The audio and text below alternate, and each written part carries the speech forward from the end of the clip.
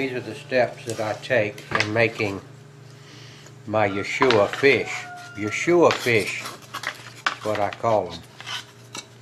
This is a piece of cherry that I milled on my sawmill some 30 years ago. A man asked me to come out to his place and remove some cherry trees. These are what you might call scrub cherry from his property, and I could have the wood, so I got a hold of these cherry trees, and this is just some of the wood. This has been 30 years ago, and I'm just now beginning to get some good from it. I'm going to take it over to the drum sander and get these things into a uniform thickness. So that's what we're going to do right now.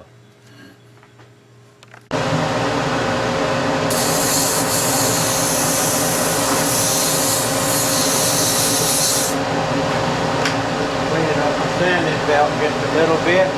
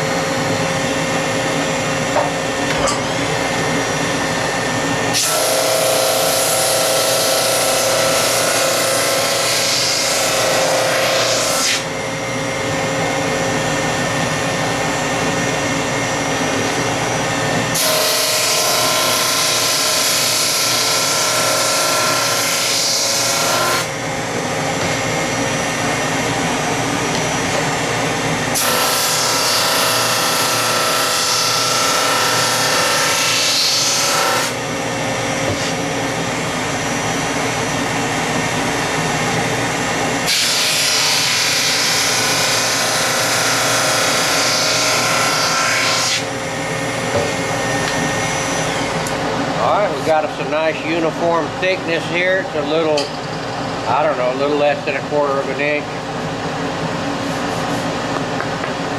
Okay. Alright, this is where I keep a lot of my patterns that I make on my CNC machine. I hang them up here, and I put the zip drive that I want, you know, the zip drive that it's got all the information on here that I need right here. Alright, here's one right here. This is the Yeshua fish that I'm going to make right here. And this information here tells me where I'm going to find this on my zip drive. So I just pull this down and go for it.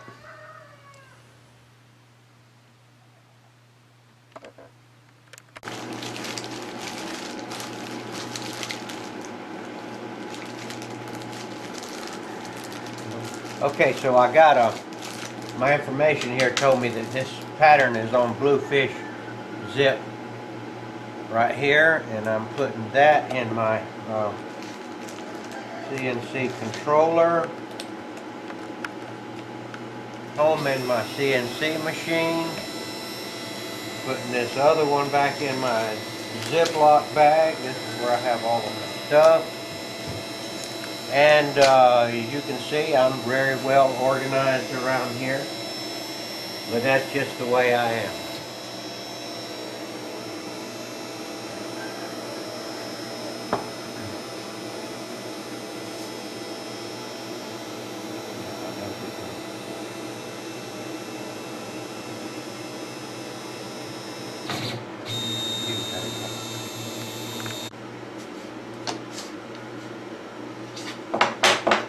Now you may be interested in knowing how I attach my little pieces of wood to my spoil board, and I'll show you how I do it. I drill a little bitty hole.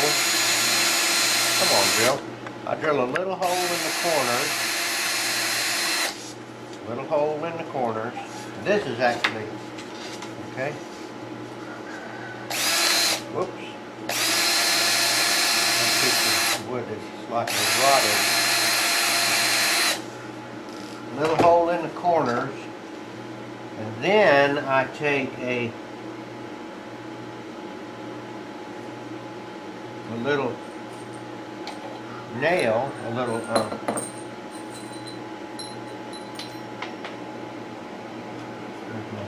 where's my little hammer? I take a little nail, a little small finishing nail, and tack this thing to the spoil board, and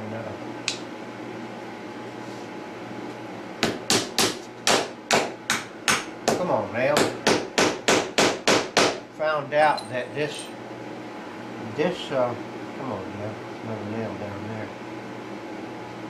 I found out that this method holds the wood adequately. Sometimes I'll just bend the nail out a little bit to give it an extra little thing. These little nails are quite bendable, and I use them over and over and over and over again and just straighten them out when I need them. Alright, that's held nicely right there. My board is not held down good right there, but I think I can live with that little bit of flexibility in there. Okay.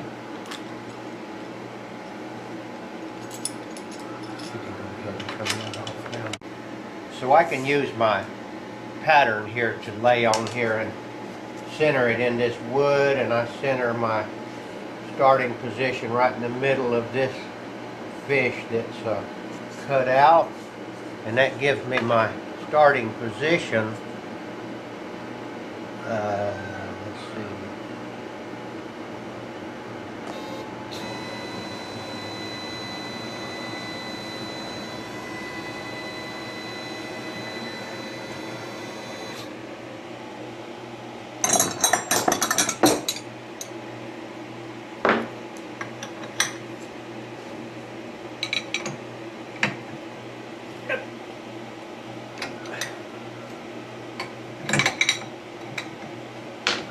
Okay, changing bits from this 1/4 inch.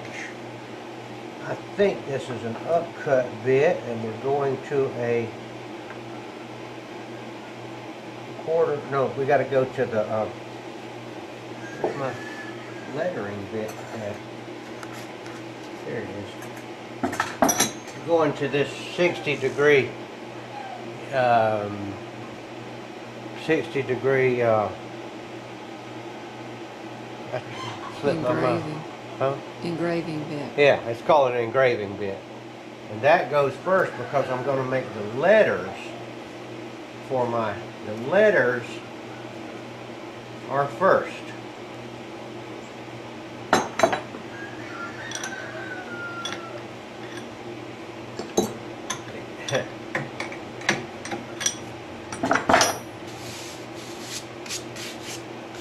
So I'm going to go to the, whoops, go back over there. I'm going to get my engraving bit centered on that dot right there that I made. And I'm going to go down until it touches. And it's about right there. Set the X, Y, and Z, the X and Y axis. Gonna go to the file, which is called 3DYL. That stands for 3. It's gonna cut out 3, and D is the font, Yeshua letters. And I'm gonna find that again. 3DYL. It's not, here it is right here. There it is right there. 3DYL. Now I'm going to just push the go button, the green button, twice, and it should start cutting it out. And I'm going to watch it and make sure that this is all, because I can always shut it. I've got a little bit of play here. I'm watching to see how deep it cuts on the first cut.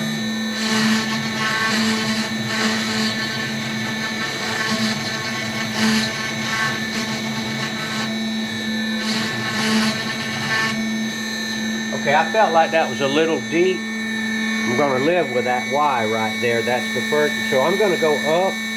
I'm going to click the up right here, up one click. I paused it and now I'm going to let it go. I got it a little higher. And let's see what happens. Alright, that's a little better right there. Okay, it's going to run.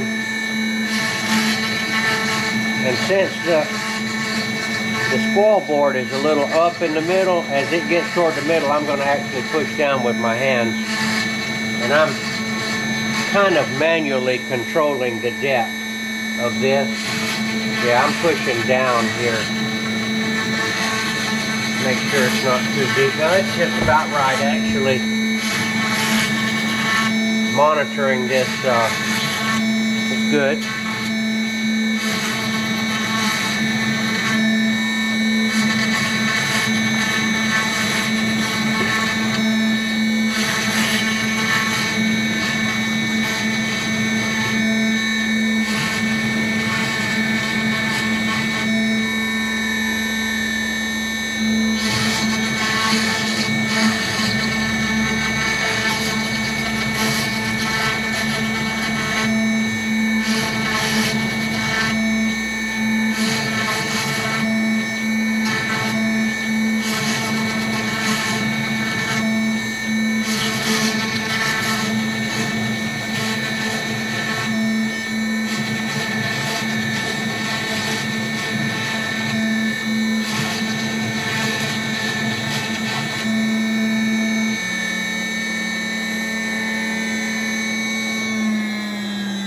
Okay, now I'm going to change bits.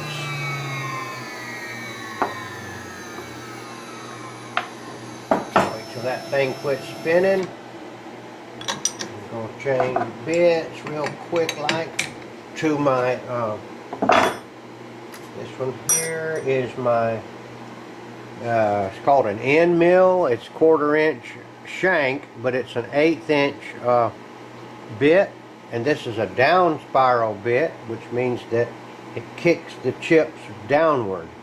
And it makes a clean cut on the front, or where it touches first, and a little bit of a ragged cut on the bottom. So, want it to be clean.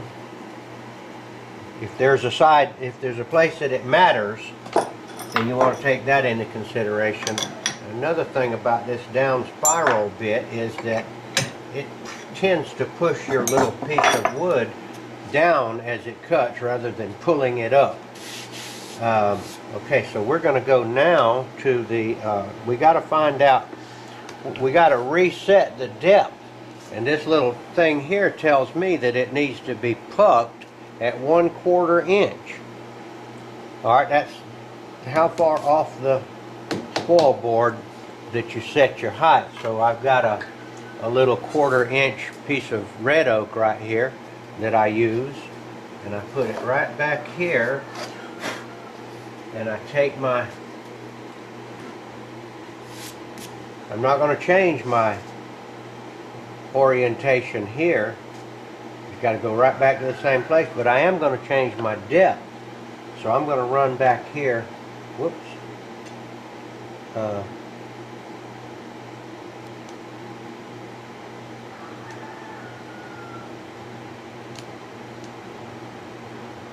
I'm going to move my head back here and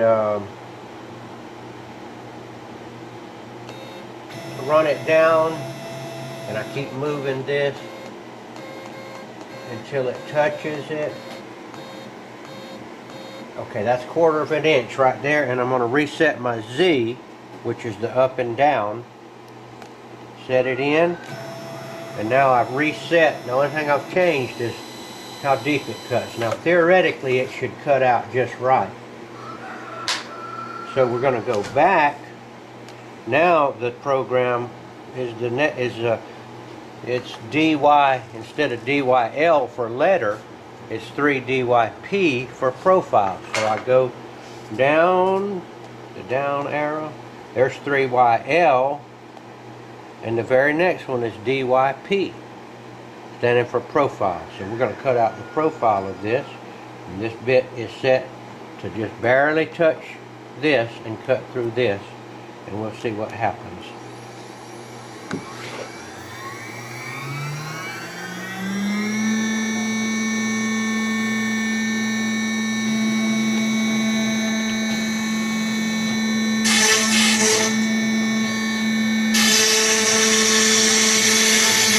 It's set to cut 2 passes. It takes, it's the way I like to do it. And I like to hold down the piece with this little stick just in case it cuts all the way through and throws it. I just hold it down and everything's good. I'm going to check and see, and I don't think it cut through.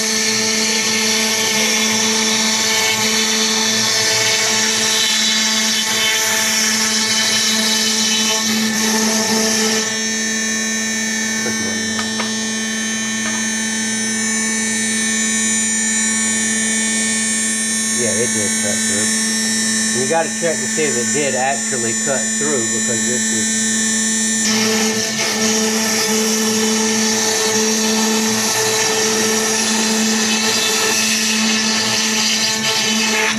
Nope, I didn't hold that one. I wasn't paying attention. And see, it could have put a little nick as it jumped loose. That was my fault for not paying attention.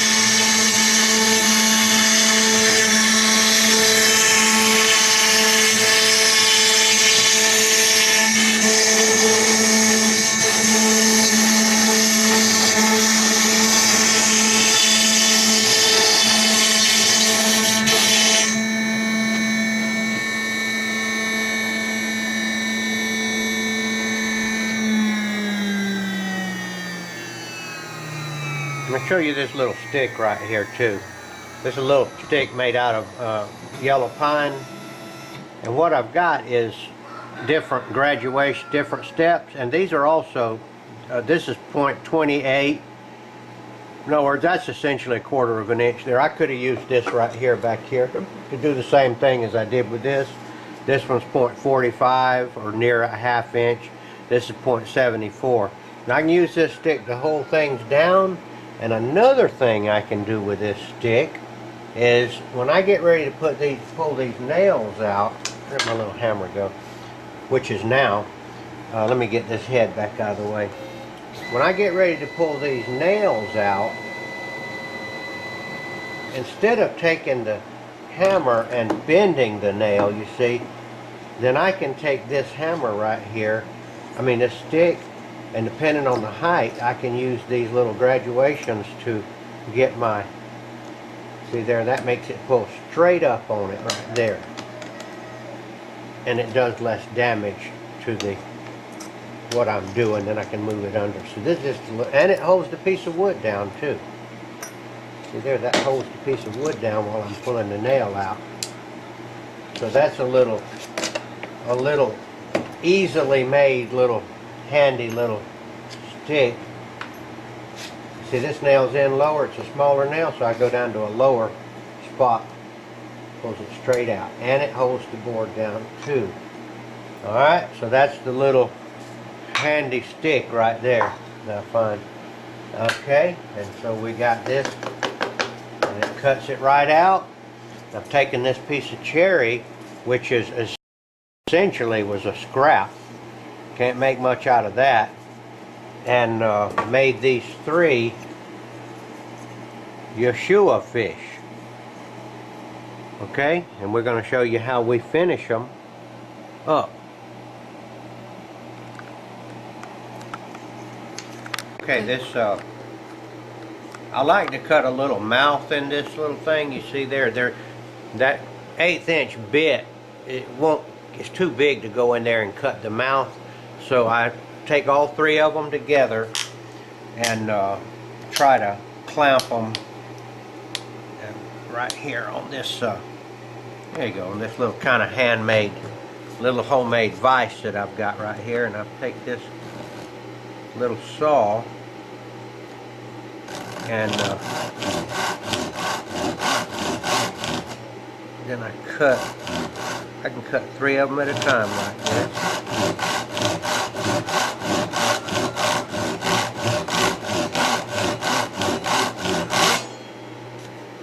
And that, then now I have a little mouth on them right there, which gives it a little bit of a detail that you can't get. I actually wish I'd cut that at more of an angle, but that's a pretty fishy looking mouth right there. Okay, next step is sandpaper to clean these up a little bit. And I'll just leave my CNC machine on because I'm going to do some. And you see, that was a pretty decent bit that I was using. There's very little roughness on this. It's pretty darn smooth now, but I just clean it up a little bit with that.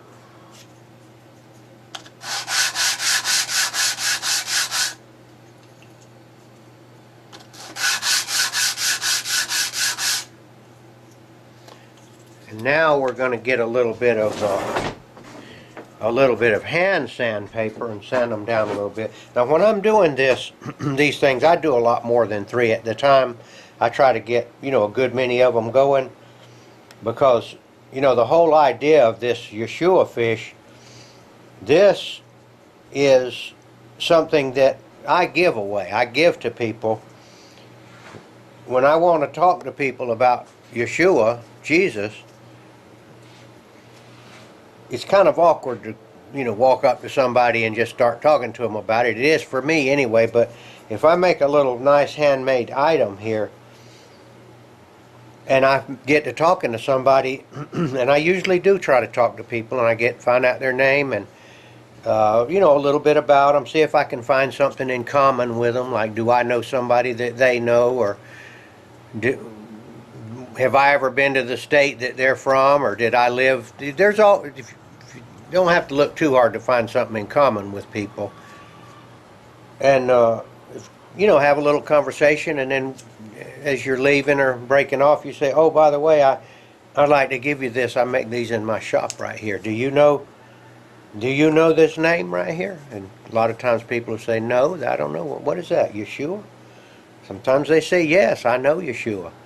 And if they don't know Yeshua, a lot of times, if it's a young person especially, I'll say, you got a phone? Do you know how to Google things? And they say, every young person says, yeah, I know how to Google. Well, Google that name. And I pretty much leave it at that. And then maybe if they're walking away, I say, sure you're going to Google it? And they'll say, oh yeah, I'll Google it. They're going to find out who Yeshua is that way. Then it's them that found out, not me pushing it on them. They actually looked it up themselves. That's my preferred way to do it. And okay, so now I'm going to finish it up a little bit, try to make it look a little more presentable. You don't want to give somebody something that's going to be a piece of junk and they'll just throw it away. The nicer you make it, the more likely they are to hang on to it and appreciate it. So that's why you want it to look good. Okay, so we're going to do a little sanding on this and spiff it up a little bit.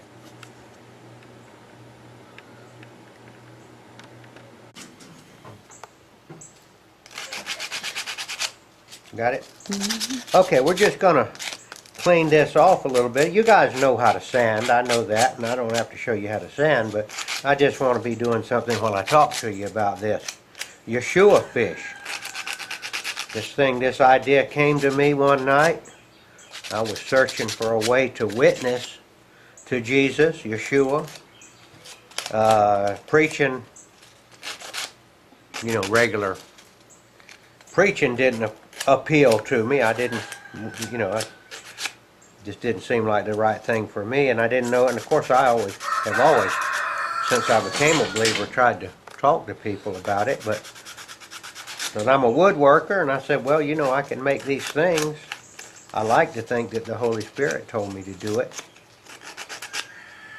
The reason I'm making this video is because I'm hoping to encourage some of you guys out there to make something to declare the name of Yeshua. You know, it says, the Bible says that Yeshua himself said, if you declare my name before men, I will declare your name before the angels. And another place it said, before the Father in heaven. So I kind of feel like every time I give one of these out to somebody that I'm doing what he said, which is declaring his name.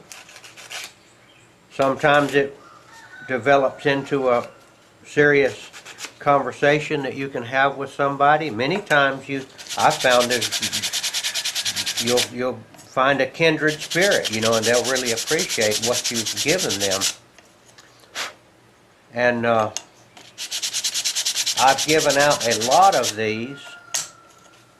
I wish I could make more of them. I try to give one to everybody that I meet. But sometimes I get back ordered on them. When you give things away, you know, they go pretty quick sometimes. But so I was thinking if I could make a video and reach some of you woodworkers out there that would also like to do something. You don't have to make a fish, by the way. You could put it on anything. You know, you could one of the ways I've been doing is putting it on take a little cedar branch and cut cedar rounds.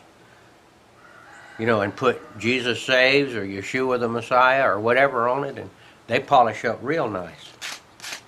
So I'm ready to, and okay, so I used to paint these things. I used to do them with a can of spray. What do they call it? Clear coat. Clear coat, yeah, to make it real shiny. The clear coat costs a lot of money, by the way, and it smells real bad. And it's probably toxic, but here lately I've kind of came on the idea of just leaving it, buffing it, and trying to make it shine up and put some wax on it, make it look good. And so I bought a buffing wheel. I don't think it's the best buffing wheel in the world, but I found one at Harbor Freight. I got some, they call it Triple E buffing compound, and then buff on some carnauba wax on it, and I'm going to do that in a minute and show you how I do it. And so now we're going to go to the buffing wheel, and I'm going to show you how that process works. Probably not plugged in, is it? Or is it? Mm-hmm.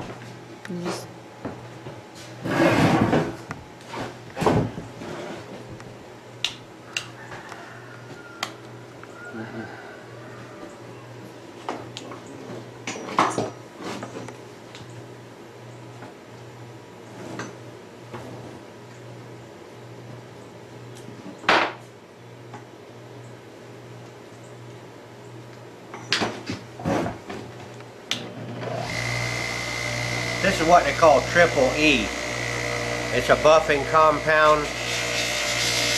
You have to look up some YouTube videos and find out how to use it. That's not what this is. I'm not trying to teach how to buff things, but basically this buffing wheel was like $40 maybe at Harbor Freight. I'll just do half of this and show you before I finish it what it looks like when you buff this wood with this stuff. Alright, maybe you can see it. See the difference? And try to get the sheen. This front part here has been buffed. Very smooth to the touch. Very nice and smooth.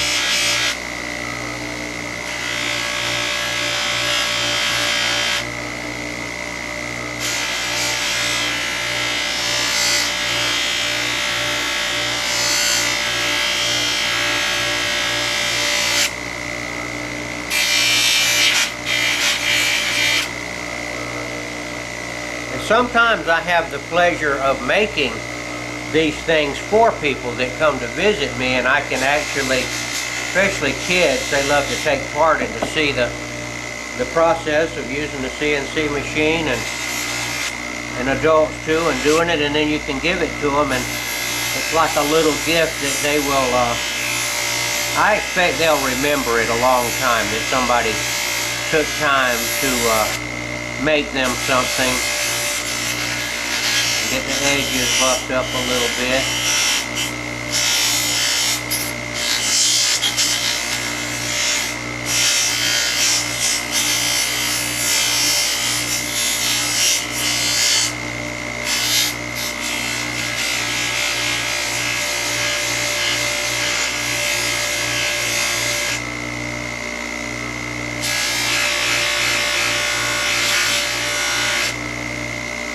This gets it quite smooth right here. It's rather amazing what a buffing wheel will do to a piece of wood.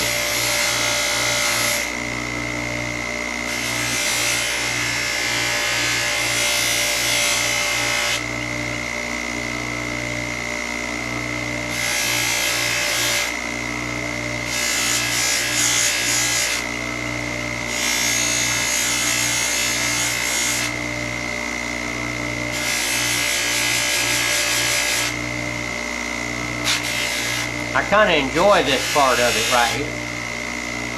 I like to see this thing come into a shiny, it feels good to your hands, piece of wood. I mean, this is very relaxing.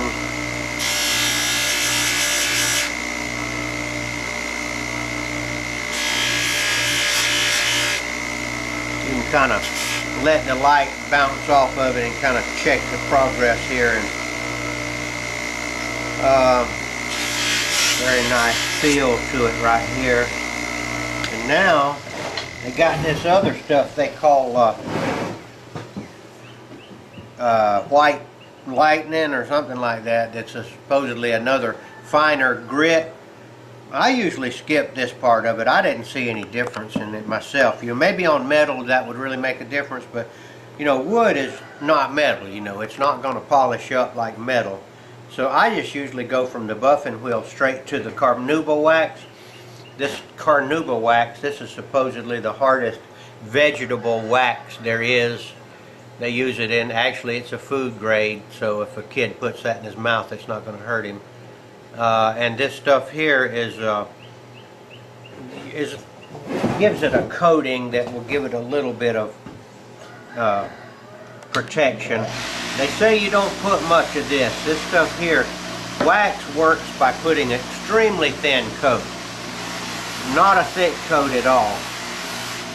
And if you rub it too hard, it'll heat it up and actually take it off. You can kind of watch what you're doing here. Very light touch is what you want with this wax. I haven't quite got the hang of it yet, but supposedly it takes very little. I can see in places it's having a little bit of trouble. Get on there, wax. What is that, peacock? Mm-hmm. So if you do it real hard, you're gonna melt that wax on this wheel, and it's gonna come off instead of going on. So, like I said, I don't quite get the hang of this wax business yet, but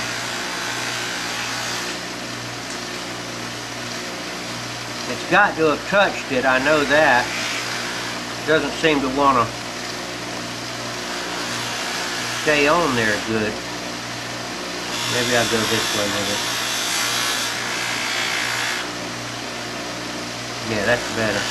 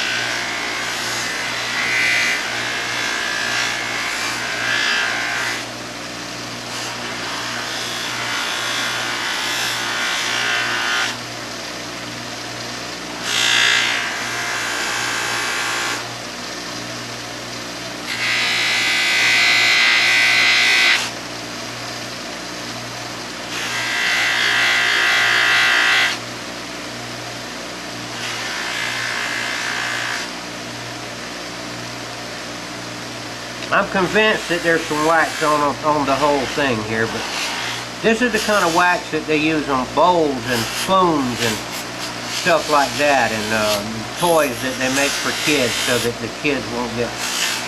Okay, so this is a...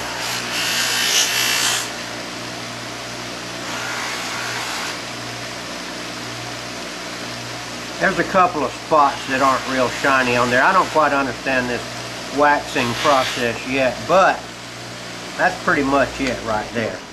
You take that and maybe you can see the shine on it. I'm looking at it here, the light shining off of it, and it's quite smooth to the feel, you know. Now this is okay. Last step in this is the chain, and I got a little box of where's my chain?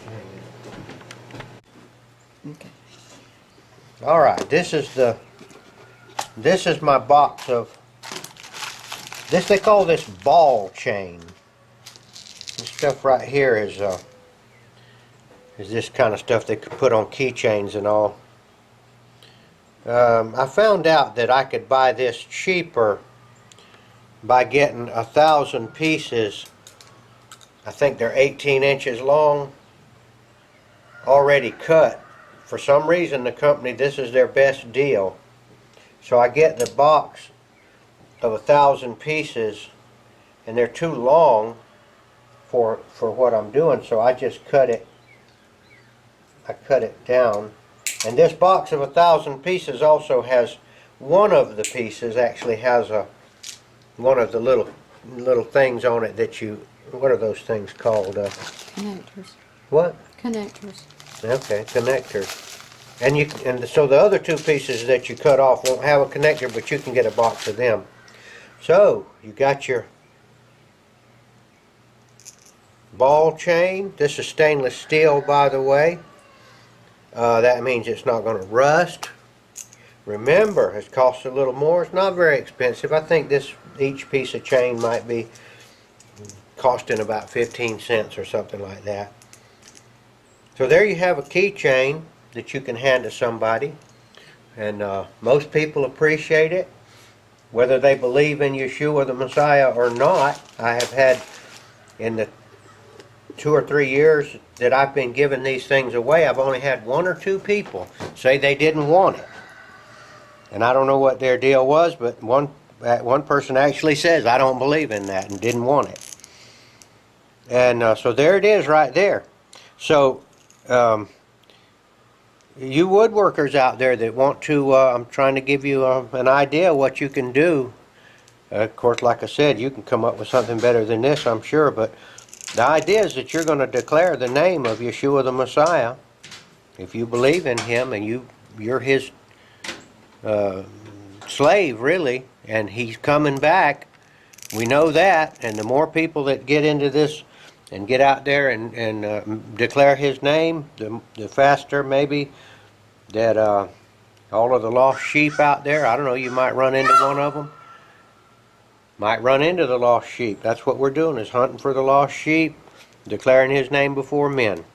So I don't know how I'm going to get this video to the woodworkers, but I'm going to give it a try. So this is Gardner Israel at the wood shop, showing you how to make a Yeshua fish keychain. Signing off.